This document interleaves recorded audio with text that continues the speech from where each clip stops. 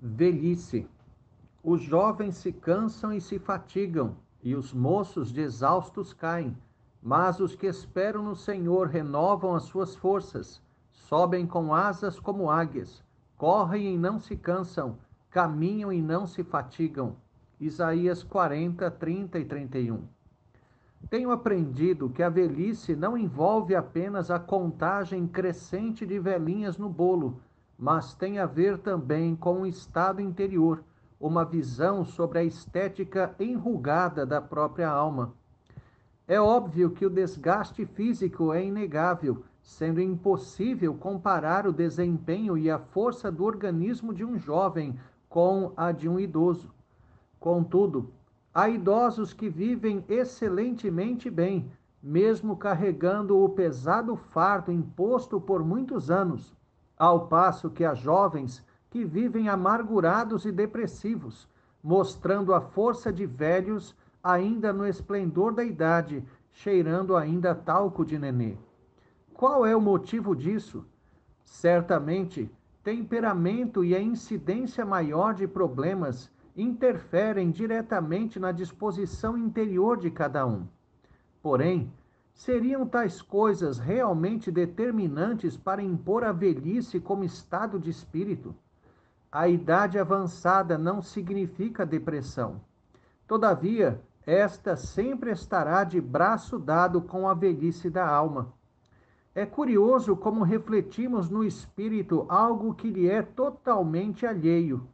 O espírito não se desgasta com o tempo, apenas o corpo.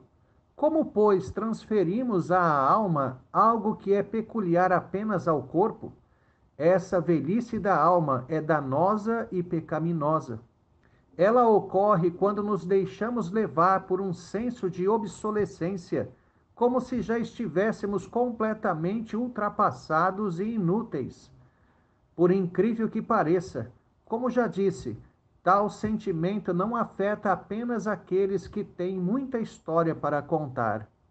Alguém que hoje vive o que é chamado de meia-idade já é capaz de olhar para trás e reconhecer mudanças tão grotescas no mundo ao comparar com aquele que conheceu, a ponto de lhe causar saudosismo e nostalgia. Essa é a velhice da alma. O sentimento de ter sido ultrapassado há muito domina seu coração. Essa tem sido a experiência de muitos de nós. Pensa-se no mundo em que cresceu e tem a impressão que ele já faz parte de um passado distante, agora que só pode ser visto em livros de história ou documentários. Era o tempo no qual a macumba era claramente reconhecida como algo maligno. Os pais se orgulhavam da virilidade de seus filhos e as mães educavam moças para serem mães dedicadas. A virgindade era apregoada como a pureza necessária e devida à união conjugal. Valorizava-se a família como um bem supremo.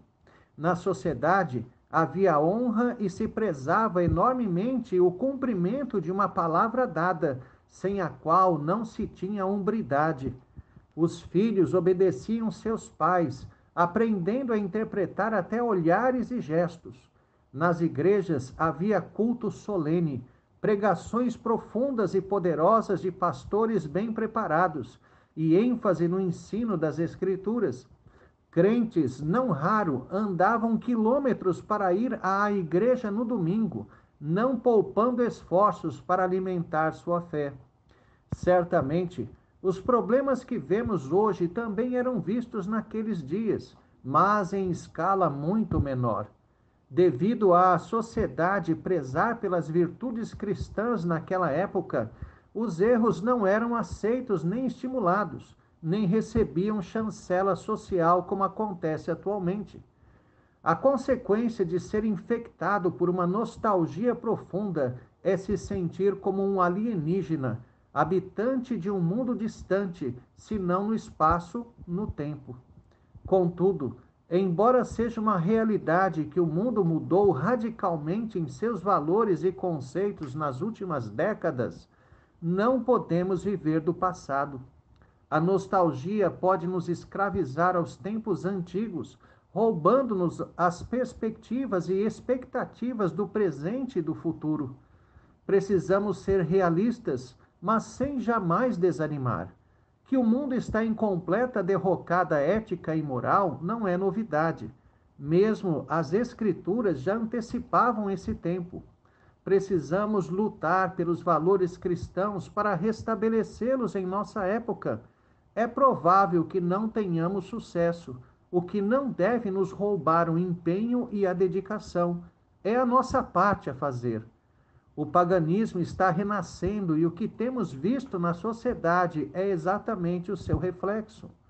O que vale é o renovar de forças, esperando sempre no Senhor. A força humana nada pode, porém aquele que confia em Cristo trilhará perseverante todos os seus dias, não importando a idade que tenha. Caleb, aos 85 anos, estava disposto e animado para ir à guerra e tomar a terra que recebeu em herança do Senhor. Josué 14, 6 e seguintes. Mesmo os idosos devem buscar forças em Deus para frutificar. Salmo 92, 14. Nas Escrituras não existe aposentadoria. Mesmo aqueles que em nossos dias já encerraram suas carreiras profissionais têm a responsabilidade de continuar uma vida produtiva, realizando coisas para a glória de Deus. Nem a velhice física, nem aquela que é antecipada na alma pelo saudosismo acentuado, devem impor ao crente o marasmo e a depressão. Vivamos a plenitude da vida que o Senhor nos dá, respeitando as condições e limites de nosso próprio organismo. O jovem não deve agir como idoso, e o idoso não deve repetir os feitos do jovem. No entanto, todos devemos aproveitar ao máximo as capacidades e o tempo que recebemos para viver, com o objetivo de glorificar a Deus com nossa vida. Tenha um excelente dia na presença de Deus. Reverendo Jair de Almeida Júnior.